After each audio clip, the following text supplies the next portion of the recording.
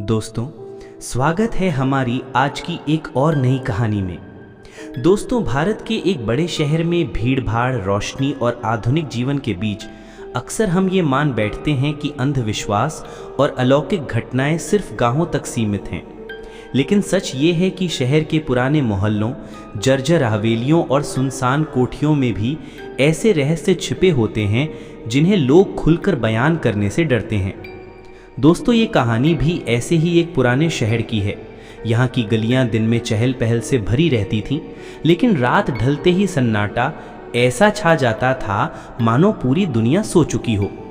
और इसी सन्नाटे में छिपी थी वो दास्तान जो इंसान और जिन्नात के टकराव की सच्ची गवाही देती है। दोस्तों, शहर के पुराने हिस्से में एक बहुत बड़ी हवेली थी जिसे लोग कासिम मंजिल कहते थे। अंग्रेज़ों के ज़माने में बनी ये हवेली अब खंडहर हो चुकी थी। चारों तरफ टूटी दीवारें, गिरे हुए झूमर और खिड़कियों से लटकते टूटे हुए लकड़ी के पट सब इस जगह को डरावना बनाते थे। स्थानीय लोग बताते थे कि यहाँ रात को कोई इंसान नहीं टिकता। जिसने भी हिम्मत की या तो बीमार पड़ा या फिर पागल हो गया। पास की दुकान के मालिक कहते, भाई वहाँ रात में औरत के गाने की आवाज़ आती है, जबकि वहाँ कोई रहता ही नहीं है। कुछ कहते हैं कभी कभी बच्चों के रोने की आवाज़ आती है, जैसे कोई मदद मांग रहा हो। कासिम मंजिल शहर के लोगों के लिए एक ऐसा नाम था जिसे सुनकर ही लोग सिहर उठते। दोस्तों, साल 1997 में शहर में काम की तलाश में आए नदीम और उसका परिवार को किराए का घर चाहिए था। मकान मालिक ने लालच देकर वही हवेली बहुत कम दामों में उन्हें दे दी। नदीम की बीवी शबाना को पहली नज़र में ये हवेली पसंद नहीं आई। दीवारों पर अजीब काले धब्बे, कमरों में सीलन और भारीपन का एहसास साफ झलक रहा था। लेकिन मजबूरी थी, कम किराया और बड़ी जगह। पहली रात ही शबाना को लगा कि कोई उनके कमरे की खिड़की पर खड़ा झांक रहा है। उसने सोचा शायद धोखा हो, पर दिल की धड़कनें तेज हो गईं। अगली सुबह उसने नदीम से कहा, यह घर ठीक नहीं है, मुझे अजीब सा डर लगता है। नदीम ने हंसते हुए जवाब दिया, डर मत, सब वहम है, शहर में भूत प्रेत नहीं होते। लेकिन हकीकत कुछ और थी। दोस्तों, धीरे धीरे हवेली ने अपने रहस्य खोलने शुरू कर दिए। रात को दरवाजे अपने आप खुल जाना, बिजली कट जाने पर अंधेरे में सीढ़ियों पर किसी के कदमों की आवाज़ आना, रसोई से बर्तनों के गिरने की आवाज़ आना, जबकि सब कुछ ठीक ठाक रखा हो। शबाना की 6 साल की बेटी आयशा ने एक दिन माँ से कहा, अम्मी, वो बुआ रोज़ मुझे खेलने बुलाती हैं। शबाना चौंकी, कौन बुआ? आयशा बोली, मासूमियत से बोली, वो जो काले कपड़े पहनती हैं, बाल खुले रहते हैं।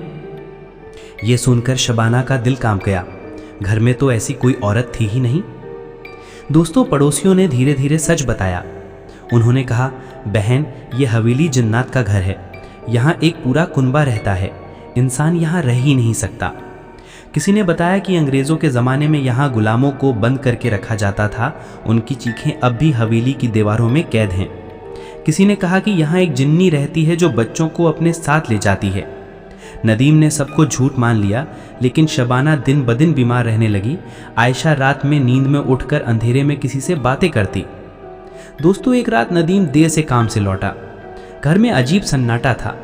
जैसे ही उसने कमरे का दरवाज़ा खोला, उसकी आंखें फटी की फटी रह गईं। कमरे के बीचों बीच आयशा हवा में तैर रही थी, मानो किसी ने उसे पकड़ रखा हो। शबाना ज़मीन पर बेहोश पड़ी थी और दीवार पर एक काली परछाई थी जो धीरे धीरे इंसानी शक्ल में बदल रही थी। नदीम की रूह कांप गई। उसने तुरंत कुरान की आयतें पढ़नी शुरू कर दी। तभी वो परछाई जोर की चीख मारकर गायब हो गई और आयशा नीचे गिर पड़ी। अगली सुबह नदीम अपनी फैमिली को लेकर शहर की बड़ी मस्जिद के इमाम मौलवी साहब के पास पहुंचा। मौलवी ने सब सुना और कहा, यह जिन्नात की जगह है, तुम्हें तुरंत वहां से निकलना होगा, लेकिन पहले हमें तिलावत करके उस घर को बंद करना होगा। उस शाम मौलवी साहब अपने 2 शागिर्दों के साथ हवेली पहुंचे। उन्होंने पूरे घर में कुरान की आयतें पढ़ीं, लेकिन बीच में ही हवेली हिलने लगी, जैसे भूकंप आ गया हो। खिड़कियां अपने आप बंद हो गईं और हवा का तेज झोंका चला।